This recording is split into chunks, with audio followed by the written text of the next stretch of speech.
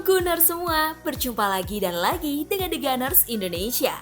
Kali ini kami sudah menyiapkan berita terupdate seputar Arsenal FC untuk kalian semua. Selamat menyaksikan!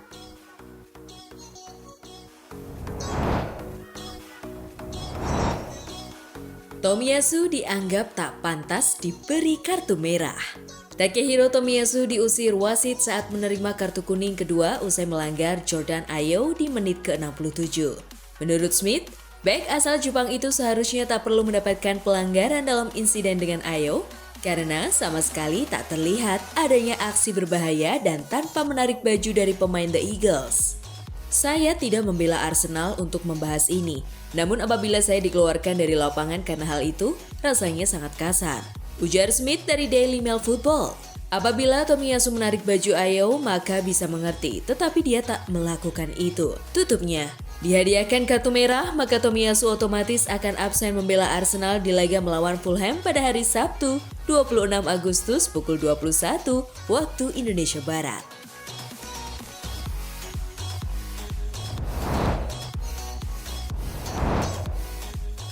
Striker Arsenal diremehkan oleh pemain belakang Premier League. Eddie Nketiah menjadi andalan Arsenal dalam dua pertandingan Premier League 2023-2024. Dari dua pertandingan tersebut, dia berhasil mencetak 1 gol. Mantan kiper West Ham United, Saka Hislop merasa Eddie Nketiah diremehkan oleh para pemain belakang tim Premier League. Padahal, penyerang berusia 24 tahun tersebut berbahaya.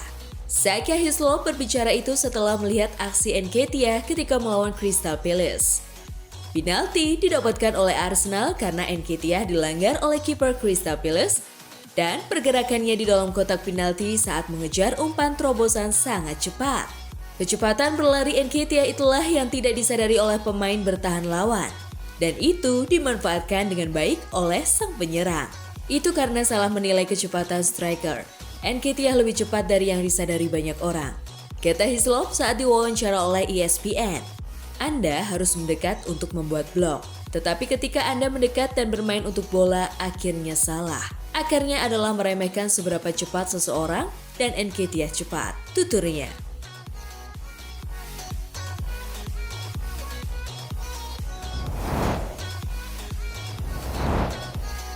Percobaan Mikel Arteta di Arsenal terancam gagal. Legenda Manchester United, Gary Neville mempertanyakan percobaan Mikel Arteta mendatangkan David Raya ke Arsenal. Legenda Manchester United, Gary Neville merasa keputusan Mikel Arteta ini bukan langkah bijak. Menurutnya, kiper adalah salah satu posisi yang membutuhkan jaminan status pemain utama alih-alih persaingan.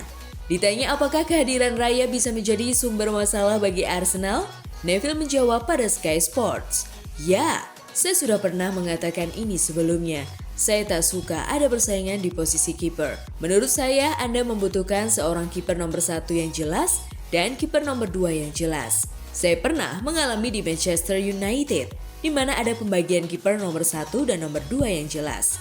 Tetapi juga pernah mengalami situasi dua kiper yang hampir sama bagusnya. Masalahnya, ini memunculkan situasi di mana tiap kali seorang kiper melakukan blunder yang pasti akan terjadi, Anda jadi bertanya-tanya, apakah manajer akan memainkan kiper satunya pekan depan?"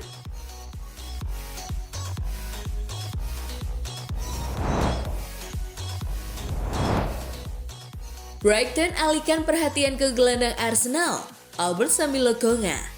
Menurut Talksport, pemain berusia 23 tahun itu kini dikejar oleh The Seagulls. Ia akan berusaha untuk membawa gelandang asal Belgia tersebut ke Amex Stadium dengan status pinjaman. Lokonga hanya membuat 9 penampilan Premier League sebagai pemain pinjaman di Crystal Palace musim lalu dan tidak menjadi bagian dari rencana manajer Mikel Arteta. Pasukan The Zerbi juga telah membuat awal yang menjanjikan di Premier League musim ini. Melanjutkan kemenangan 4-1 melawan Luton Town dengan kemenangan dengan skor yang sama melawan Wolves pada akhir pekan lalu.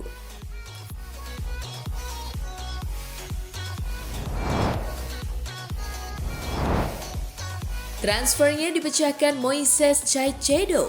Declan Rice berikan tanggapan kocak. Gelandang Arsenal Declan Rice menjadi pemain termahal dalam sejarah Inggris awal musim panas ini. selama beberapa minggu sebelum akhirnya dipecahkan Moises Caicedo ke Chelsea. Ketika ditanya tentang kehilangan rekor ke sesama gelandang oleh Sky Sports, Rice memiliki respons yang brilian. Dia menjawab, "Saya meletakkannya di dinding selama 2 minggu, itu sudah turun. Hanya 2 pertandingan. Jelas ada begitu banyak pembicaraan tentang label harga dan saya bermain untuk Arsenal. Saya ingin terus membuktikan orang salah bahwa saya bisa bermain di puncak dan saya ingin terus menampilkan pemain top," ujar Declan Rice.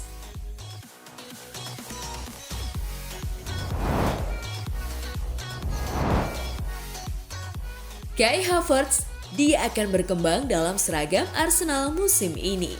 Melihat 2 pertandingan pertama melawan Forest dan Palace, terbukti bahwa Havertz mengambil peran yang lebih mirip dengan yang dia tempati di Leverkusen daripada posisinya di Chelsea. Dia menempati peran dinamis dalam serangan, bergerak di antara lini lawan, terutama di sisi kiri Arsenal. Salah satu aspek yang pasti ingin ia perbaiki dan kemungkinan akan berkembang secara alami seiring berjalannya waktu adalah permainan relasionalnya, khususnya dengan Declan Rice dan Gabriel Martinelli. Di sayap kanan, sinergi mulus terlihat antara Bukayo Saka, Martin Odegaard, dan Ben White. Namun di sisi berlawanan, Havertz, Rice, dan Martinelli masih dalam proses sinkronisasi lari dan pergerakannya. Ini hanya masalah waktu, kita akan lihat yang terbaik. Ini hanya masalah waktu. Kita akan lihat yang terbaik darinya. Dia memberikan performa yang solid dalam pertandingan hari Senin melawan Palace dan nyaris mendapatkan assist sejak awal. Ia berhasil menarik back, menerima bola, dan memberi umpan kepada Martinelli yang sayangnya tidak berhasil dikonversi. Dia juga memenangkan duel terbanyak dalam game untuk pertandingan kedua berturut-turut. Sementara beberapa penggemar mungkin menganggap gayanya agak santai, statistik tidak diragukan lagi yang menunjukkan sebaliknya.